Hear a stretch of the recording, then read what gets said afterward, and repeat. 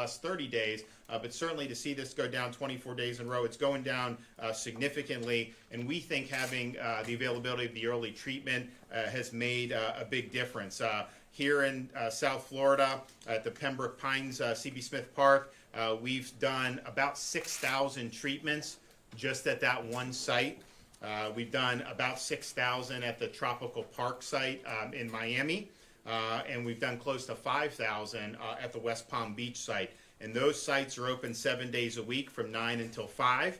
If you want more information about locations that are offering monoclonal antibody treatments, you can go to floridahealthcovid19.gov. If you want to register for a treatment, you can go to patientportalfl.gov. So a lot of people registered on that same site for vaccines many months ago. Now you can go and register for monoclonal antibodies. We also, when we set up these sites, part of the reason that we did it was actually Shane was on a Zoom call with some hospital CEOs. This was probably at the end of July, beginning of August. So we see this surge of patients, we see this wave, and we were looking, okay, what's going on, what can be done? And it's most of the folks, Shane was doing it here, some other hospitals were doing the treatment, but a lot of the patients that were coming in were already too sick for the treatment and they didn't know about it. And it wasn't anything that was being discussed. There were a lot of physicians that didn't know to refer people to get a monoclonal antibody treatment. And so we said, whoa, this is problematic because it does have a good track record. The emergency use authorization for the monoclonals came at the end of 2020. And we were talking with the doctor and with Shane earlier. The vaccine was, of course, the thing that everyone was talking about. I mean, Shane Canty was working chief of staff at the time. I mean, I flew to D.C., I met with Warp Speed, we had all the plans to do all the stuff with vaccine distribution, did very well with it. But this was something that was available during the time. Some hospitals, like here in Broward, embraced it. Tampa General's been involved with it. Not all did, and many physicians was not something that they that they knew a lot about. So we saw that patients were going in. We saw very few of them had done this treatment prior. So we wanted to raise awareness about it. But we also understood that as awareness is raised, you need to make sure people have access. And so that's why we decided to set up these state sites. We were able to do a high volume of patients because the Regeneron treatment had been approved recently for subcutaneous injections. Now, what they do here and in most hospitals are the IVs, which is very effective, but it takes a little longer to be able to hook someone up with the IV. We're in a situation now, you do 2 shots to someone's belly, a shot to each arm. It takes a matter of minutes to do that. They still have to be observed, but you're able to do a lot more patients. And so we were able to do this, ramp up these sites really in no time and be able to serve a lot of folks throughout the state of Florida. But we also understood part of the key to this is getting it early. So particularly if you're a high-risk group, if you get infected, if you do it early, your chances of this succeeding are very, very high. If you wait until you're sick enough to need to be hospitalized or worse yet, be in intensive care, the chance of this turning that around really declines dramatically. However, sometimes people will get infected and then maybe it's hard to see a doctor. You used to have to get a referral to be able to go with the hospital sites. Our sites, we did a standing order with the Surgeon General that basically said if you meet the criteria in the EUA, if you're elderly, if you're overweight, if you have diabetes, heart, lung, the normal comorbidities, you're able to come directly to our sites and do it. And I was actually speaking to the head of Regeneron, and he said, you know, that's a really important thing because time is important, and if they can get in quicker, the chances of succeeding. So that standing order has been there, and I think has served a lot of people well. We also knew when we had the roundtable, you know, what we were seeing was, you know, these were infection waves throughout the South, also Pacific Northwest and Hawaii, you know, that were exceeding what we've seen throughout the whole pandemic. You did have fully vaccinated people testing positive. It was not a rare thing. They tended to have milder symptoms than somebody that was unvaccinated, of course, but clearly we saw that. And so when you looked at some of the most vulnerable people in Florida to COVID, most of them, or almost all of them, have been vaccinated. And so it's helpful, but at the same time, we were seeing breakthrough infections. And so if you have somebody who's in their 80s and has comorbidities, Are they just supposed to hope for the best, or do you want to make sure that they have access to this treatment? And so we thought it was important for both, regardless of your vaccination status, to have access. And so it's interesting, at our Broward site, 52% of the patients that have received treatment have been vaccinated. 69% of those over 60 that have received treatment at the Broward site have been vaccinated. In Miami-Dade, almost 60% of everybody that's been treated at the Tropical Park site has been vaccinated, and 73% of the patients treated at the state site in Tropical Park that are over the age of 60 have been vaccinated. And so I think that the message is you do need to have treatment as an important component when you're dealing with COVID. We have been able to do that, and I think the results have been very, very positive. And so we're gonna keep this up. We're gonna keep letting people know that this is something that is available, that is important for folks, and that has a proven record of efficacy. And again, if you're somebody that is elderly, you're somebody that is overweight, if you have kidney problems, diabetes, heart, lung conditions, this is something that could make a big difference for you in terms of averting a hospitalization or even worse. And if you look at the declines we've seen, I mean, clearly, you know, we've kept thousands of people out of the hospital who were able to get the early treatment, and so we're happy that has been the case. We're going to have some folks come up here and talk. Shane Strum's going to talk about what they've been doing at the hospital, and then we'll get a medical perspective from Dr. Calvo, and then we'll hear from Mika Siegel, who will talk about how he got the monoclonal antibodies and what that meant for him. Okay, Shane? All right. Thank you, Governor. Good afternoon. I'm Shane Strum. I'm the CEO of Broward Health. We're excited to have Governor DeSantis with us today, first because he took so much time to listen to our doctors, our nurses, our clinicians, spent a lot of time with our staff.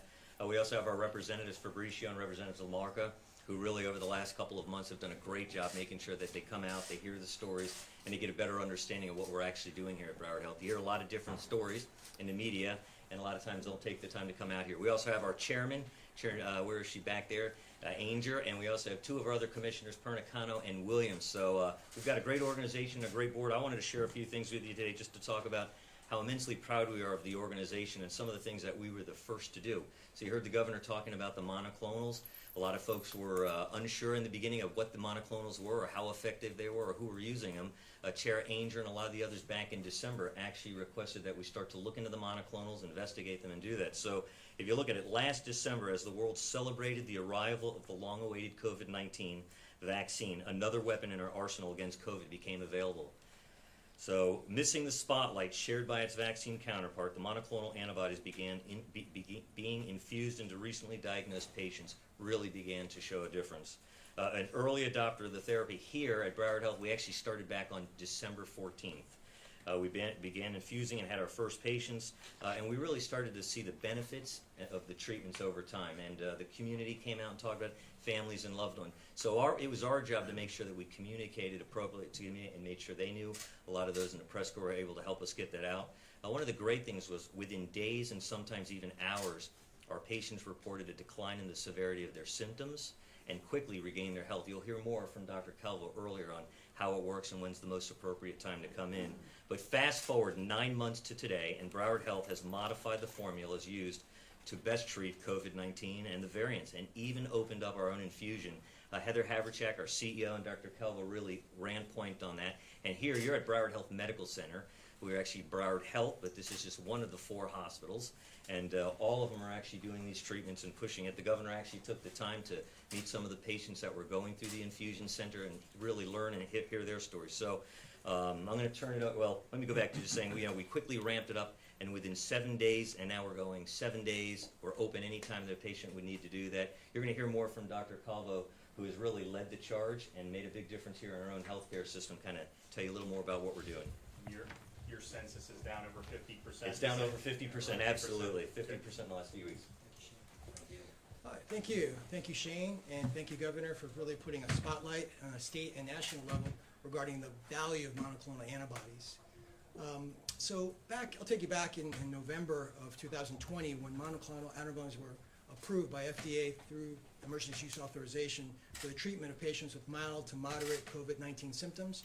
who had at least an underlying condition such as hypertension or COPD or asthma, or if you're overweight or obese. Broward Health was one of the first healthcare systems in the area to provide monoclonal antibodies with the help of the Florida Department of Health and the governor.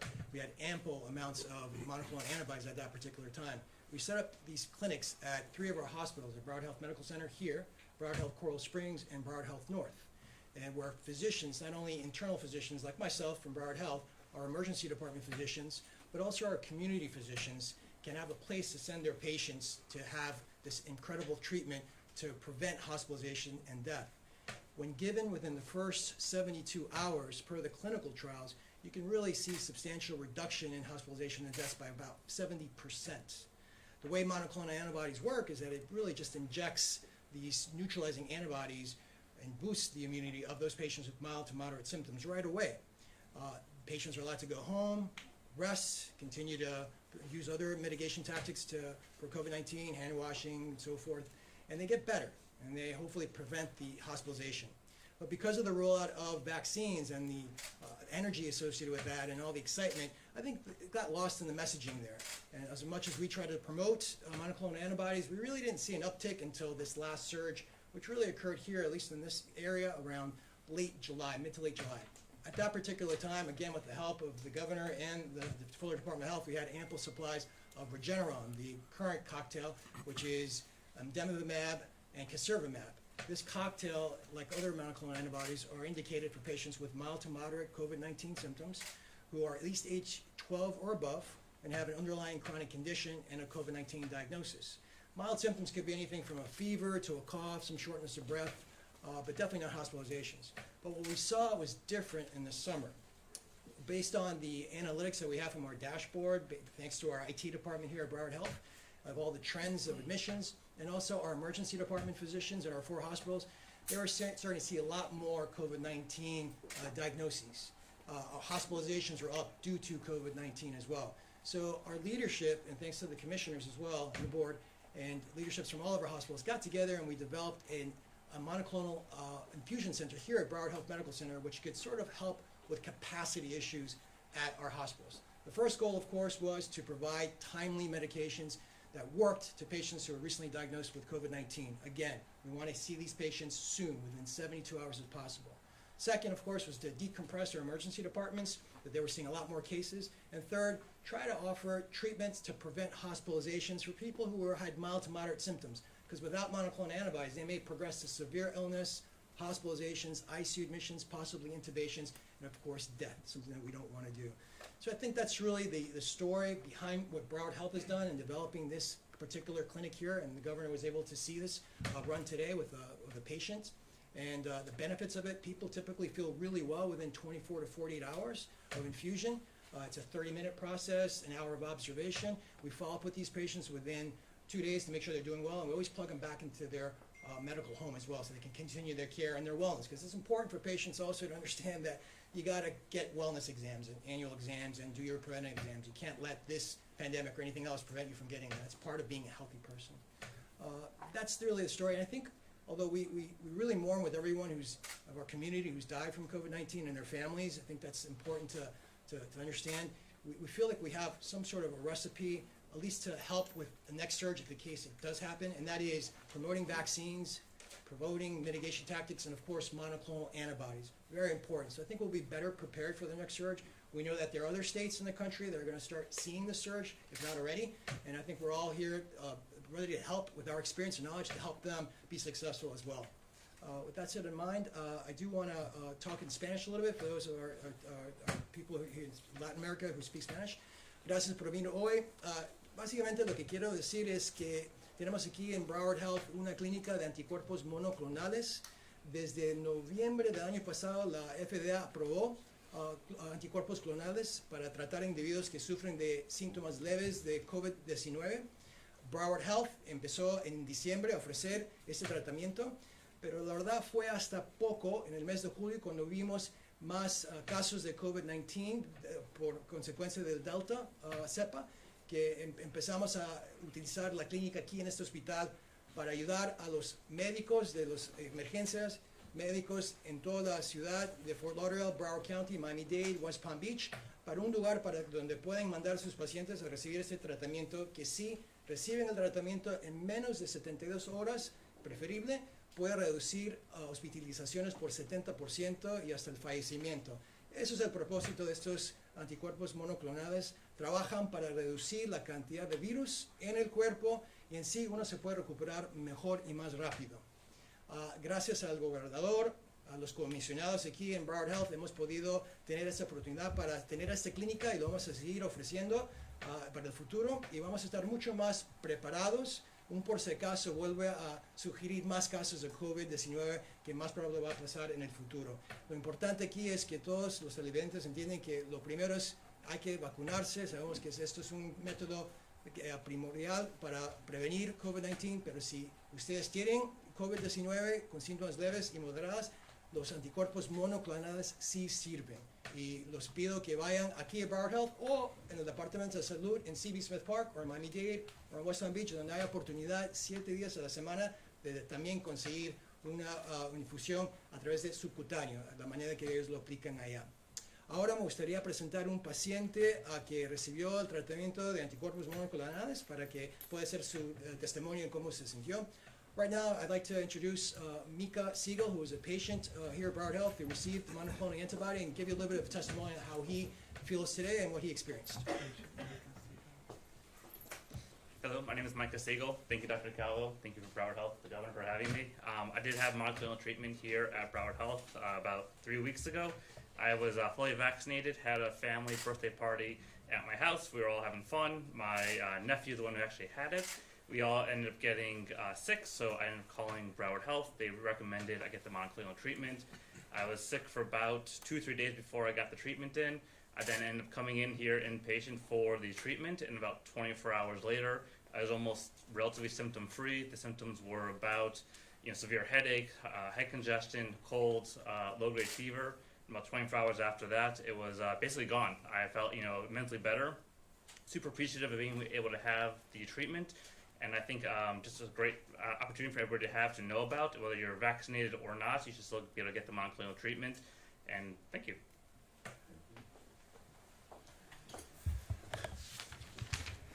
The bottom line is this: COVID is a treatable illness, and we have to never go back to the days where particularly high-risk people would get infected and they would be told, just go home and hope you don't get deathly ill. Particularly if you're high risk, if you're infected with COVID, you have an opportunity to avail yourself of a very effective treatment, the monoclonal antibodies, and we are very happy to see the declines that we've seen, in part because this is now something that more and more people know about. Now, this is something that I think, as the doctor said, you're going to see the fall and winter surges in other parts of the country. The COVID works differently geographically. That was happened in 2020. I think that that's going to happen again. Hopefully it peters out, but I would not bet my money on that. And so the question is how do you deal with that? And clearly, you've got to have early treatment be part of your approach. And so we're going to make sure we continue to do that here in the state of Florida. We are very, very concerned with the Biden administration and the HHS's recent abrupt, sudden announcement that they are going to dramatically cut the number of monoclonal antibodies that are going to be sent to the state of Florida. Just last week, on September 9th, President Joe Biden said that his administration would be increasing shipments of monoclonal antibodies in September by 50%. And yet, on September 13th, HHS announced that it was seizing control of the monoclonal antibody supply and that it would control distribution. And then on September 14th, the announcement was more than 50% of the monoclonal antibodies that had been used in Florida were going to be reduced. So this is a dramatic reduction. And I'd say it's doubly problematic because what Shane Strom and folks in Tampa General and these other hospital systems that have been doing this, they're not getting it from the state. They get it, it's drawn down from, it had been Amerisource Virgin, so they get that, and then when they need more, they request more, they do it. What the HHS and the Biden administration is now doing is they're saying that all of the reduced amount will go to the state, and we're responsible not only for sourcing our sites, which we're happy to do, but any infusion center, any provider, any hospital will have to come through the state. And to just spring this on us starting next week, we're going to have to do that. There's going to be a huge disruption, and patients are going to suffer as a result of this. And so we're going to work like hell to make sure that we can overcome the obstacles that HHS and the Biden administration are putting in us. They say they're cutting it because of equity. Well, look, the South has had higher prevalence this summer. That will shift, and then as more states and other parts of regions need it, we understand that. But part of the reason we've used a lot is because I have made it a priority in the state of Florida. It had not been a priority at the federal government level for months and months and months. We saw the need. We saw patients that were coming in. We saw a gap in understanding amongst the population. 100% of our population knew that there were vaccines. I would be willing to bet probably less than 10% had a firm understanding of monoclonal antibodies. So we saw that deficiency. We saw a lot of physicians didn't even know that this was an option, and so we acted. We were able to raise awareness, and we were able to expand access for people, which is very important. That should be celebrated. I mean, if we had sat on our hands, just think of all the 90,000+ people that would not have gotten this treatment. Many thousands would have ended up in the hospital, and of course, some of them would have ended up dying. So it has saved lives here in the state of Florida, and the fact that we've led on this issue, I get people writing into my office from all these other states. Saw your press conference. I had no idea that this was something available. I'm trying to get it in my state. So the demand has increased. Because a lot of people didn't know this was out there, and now people far beyond Florida know that this is out there. So we're proud to have led on that. We think it's made a difference. We think it'll make a difference in these other states. But man, to just kind of pull the rug out from anyone a week after the president himself said they were going to be increasing the distributions by 50%, it's very, very problematic. What I am doing, though, is we're going to try to cover the bases. I had a call yesterday with GlaxoSmithKline executives about their new monoclonal antibody. How do you pronounce it? Sotrovimab. Yeah, I always mess that up. So Sotrovimab was given EUA, I believe, in May. So the Eli Lilly one, which is kind of now coming back, but the Regeneron, that was at the end of 2020. Sotrovimab was EUA in May. The clinical data on that was even better than the clinical data on the Regeneron, 85% reduction in hospitalizations. It is not approved for subcutaneous injection, so if we get it and we use it at our sites, we'd have to expand the amount of IV treatments that are available, which we're going to be willing to do. So now they do not have a direct purchase agreement with the federal government. Federal government's bought all the Regeneron. They just upped it for another shipment. Honestly, that should have been done many months ago. But we are not able to buy it directly from Regeneron, given that we do think we can potentially order some Sotrovimab, and we will do that if we can. The clinical data is great on it, and so we would be able to potentially use that to meet any of the shortfalls. But this is something that when you have something that has worked, you should want to continue doing that. We've been thrown a major curveball here with a really huge cut from HHS and the Biden administration. Even though you see the numbers, I mean, I think that we're all very happy where we are today versus where we were a month ago. Much, much better trends, and we've kept a lot of people out of the hospital. So we're fighting. We're going to make sure we leave no stone unturned. Whoever needs a treatment, we're going to work like hell to get them the treatment. And I am happy that even though the awareness of this has gone up, we've actually seen a decline in the number of people going to our sites. And I think that's because there's less of a need for it, because the prevalence has gone down, which is great. And so hopefully that will continue. But we know that there's going to be people that need this in the interim, and we have a responsibility to be there for them, and that's what we're going to do. Okay, happy to take some questions. Governor, obviously monoclonal, you've been pushing that for months now. Is that part of your approach to tackling the entire pandemic as a whole? And what do you say to your detractors that accuse you of not pushing vaccines enough or not pushing vaccines at all? Well, yeah, I've done over 50 vaccine events. I mean, you remember, Shane remembers what we were doing when he was, so we did that a lot. We were very successful at distributing the vaccine. And remember, people were attacking me for distributing the vaccine back in the day. So some of the critics, whatever I do, they're going to attack because they're very partisan, and that includes some of the corporate press outlets as well. So we've done that. We were in nursing homes, we were in senior communities, we got the big retail footprint. So since April, anybody who's wanted it has been able to get it free of charge at their local pharmacy. And that was our goal, to get it in every community so that people would be able to do. I would also note we have higher vaccination rate than 30 other states in the United States. We're by far #1 in the Southeast in our region. And so the idea that I think we have in Broward, I think it's like 90% of the people over 50. Broward and Dade have some of the highest vaccinations in the entire country.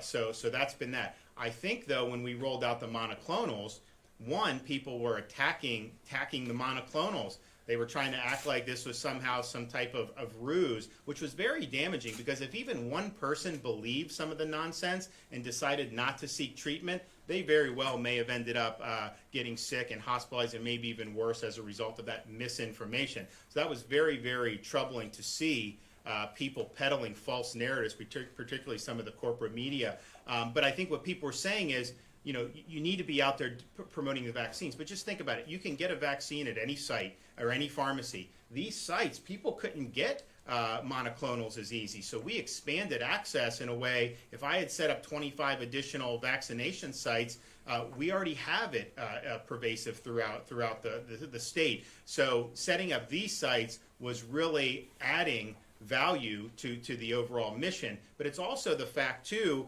that yes, get vaccinated, but in the midst of a surge, the vaccine doesn't, one, take effect immediately. Takes 4 to 6 weeks, usually about 6 weeks to get that protection. So when we're talking about into August, when we were kind of at the height, people needed answers that, okay, if they're infected, what can you do? Also, the vaccine is a preventative, it's not a treatment. So we had people, both vaccinated and unvaccinated, who were testing positive, and the question is, what do? You need a treatment. So it's not an either-or situation, it's really both, but I think the data is pretty clear. If you look at Israel, they're on their 3rd booster shot now, or their 3rd dose, across their population, one of the highest vaccinated countries in the world. They hit their record number for cases. And so clearly you have to have something on the back end as well.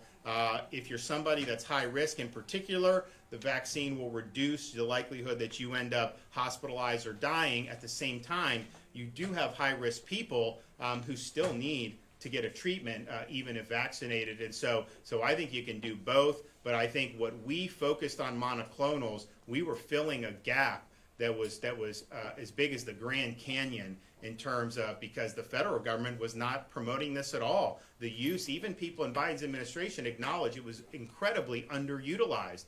And so here we were in the middle of a surge. People needed help. They needed treatment.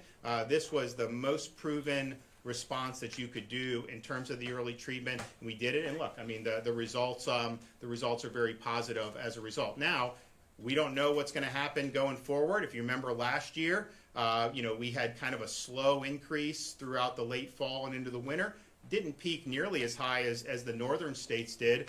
Nevertheless, we anticipate at some point, it's going down now, it's probably going to go back up at some point. And so the fact that this is something that people understand is available, that's going to be huge. I think if the federal government from the beginning had said, get vaccinated, but then if you get infected, here's a great thing, I think we could have averted in this country a lot of people going to the hospital, and I think it would have saved a lot of lives. And so that wasn't a priority. It is a priority in Florida, and I think we'll be better off for it. Governor, we're going to reach 50,000 deaths today. With today's as recently update. as yesterday, Broward County is on the record as saying that they are considering a vaccine mandate as soon as possibly at the end of the year, if perhaps enough of their employees do not get vaccinated. They're offering a big incentive, $500 for employees to get that. They're giving them a 60-day window. What are your thoughts on that? They say that they debated it, but they held off but if enough. Well, I think offering incentives, providing information, encouraging, I think is well within their rights, and I think that would be totally appropriate. What's not appropriate under Florida law is to fire somebody based on this issue. We got to protect people's jobs. We got to protect people's livelihoods. If you look at the cops and the firefighters and some of these folks who are basically being put under the gun now, my view is look, forcing somebody out of a job who's been serving us for how many months and a year and a half during the pandemic, anytime they had to respond, they did. They responded to COVID positive patients all the time, and now they're being told that they're going to lose their job. That is fundamentally wrong. And I would also point out, particularly with the first responders, many of them have recovered from COVID. I mean, we now know definitively that that's providing strong protection if you've recovered from COVID. So I'm all about education. I'm all about providing, if they want to provide incentives, that's fine. Although, some of the states that did these lotteries, that didn't end up really moving the needle very much. But nevertheless, I think that's within, what would run afoul of our law is to fire somebody over this issue. We do not want to destroy people's livelihoods. We do not want to have their jobs go. That really will upend a lot of families. Yes, sir. Governor, there's good. Today we're going to have 50,000 deaths. In fact, we've surpassed them according to the CDC update. How should Florida reflect on that, and what do you think about that? Well, I think it's been a really tough year and a half. If you look at folks, and particularly for this wave, yes, you still had more that skewed older, but you had more people, law enforcement. You had folks affecting families in ways that we're not used to. So I think it's been really, really rough. But I also think that through some of these efforts, I think that we've been able to mitigate that. And I think going forward, if this is an important part of what we're doing, I think we'll be able to mitigate it even further. All right, off topic a bit. For months before the pandemic, you didn't sign any death warrants. Does anyone else have any questions about this, the monoclonal before? How are you going to enforce the fine? How are you going to enforce this fine?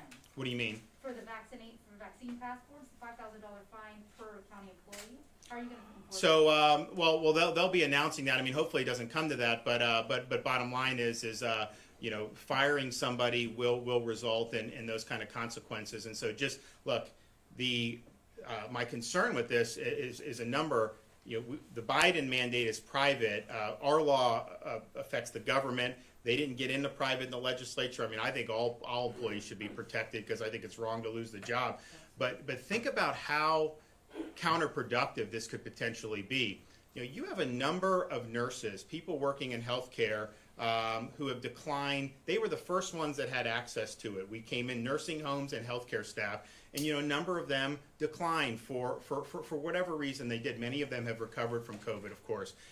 You're going to now potentially force people out of an industry that's shorthanded, because if even 10% of those at risk of being terminated decide that they're not going to go through and be forced, you're going to be even more shorthanded. And what's going to happen if you hit a wave in some of these northern states? Like, our hospitals did a really good job of handling the wave that we had in Florida. And I think that our view was empower them to make the decisions. We didn't come in and say, you can't do electives, you can't do that. Some had to stop it, others didn't, and they figured that out. But man, what's that going to do to the workforces if Biden's mandate is allowed to stand? We're obviously going to have a response as soon as they issue the rule. We haven't seen the emergency rule yet, but when they do, we will. But I think it's going to end up being very counterproductive, and I think it's going to ultimately be viewed as very short-sighted. So, Governor, some say the law that you're citing doesn't specifically reference employees. So what it says is basically if you're a government agency, you can't deny access to that. If you're denying access to somebody to show up for their job, to us, we think that that's something that applies, and the Attorney General has reviewed it, and she believes that as well. But at a minimum, I think that there's going to be broad support from protecting police, protecting fire, protecting folks from being unfairly terminated, particularly given all that they've done for our communities, everything we've done. And a lot of them, you talk to them, a lot of them have had COVID, okay? So they do have protection. Some of them just don't like being forced or mandated on this. And I think some of them probably would have gotten vaccinated anyways by now. But just when you threaten that, I think some people view it as a matter of principle. When I saw the Orange County fire in Central Florida, they have a number of the firefighters who are vaccinated, but they're refusing to show proof of that in solidarity with some of their other folks. So let's be more understanding of people. Let's try to educate. Let's try to provide data and information, but let's not threaten somebody's job or livelihood over this. I just think it's totally counterproductive. I think it's totally unfair, and particularly for people who, there were some folks during the pandemic who just worked from their home. They were not necessarily out and about a lot, and that was their choice to do that. But the police and the fire, they didn't have that luxury. You can't respond to someone in need via Zoom. You got to be out there. You got to be in the fight, and they were for us. That was one of the reasons why we did the $1,000 bonuses in this past legislative session, and part of the reason why on 9/11 we reflected 20 years. Of course, the lives we lost, which has been devastating, but all the people that were running into those buildings trying to save people, that's what it's all about. So let's stand by them. Yes, sir. Everybody else in this room was wearing a mask when they weren't speaking. You chose not to. Why did you choose not to wear a mask today? Oh, I have one in here, and So as when soon you were as standing there, you weren't wearing it? we wore it in here, as soon as I'm going, we'll wear it out. So, okay, well, good. Well, we're going to hit 100,000 treatments very soon, and we're the fight about making sure Florida is not shortchanged on these monoclonals.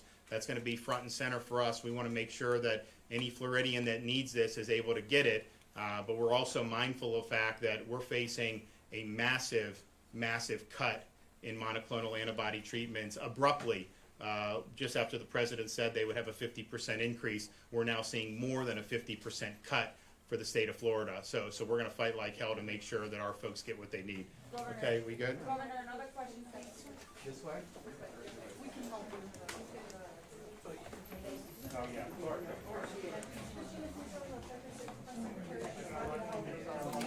Does anybody need to pull aside who's Dr. Calvo or the patient?